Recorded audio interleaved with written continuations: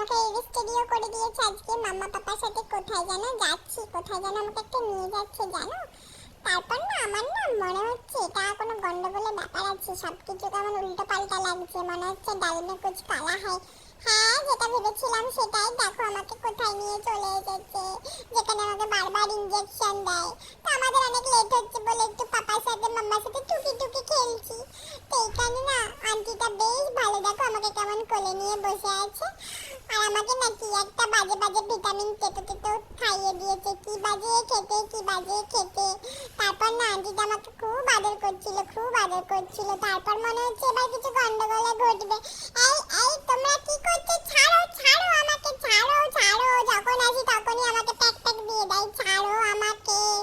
আমি কিন্তু বড্ড রেগে গেছি, এখানে আমার মাথার খুলি গরম হয়ে গেছে। আমি খুব রেগেছিলাম, সবাইকে ফায়ার করে দেবো আমি আজকে, সবাইকে ফায়ার করে দেবো। আমাকে খুব সবাই জ্বালাতন করেছে।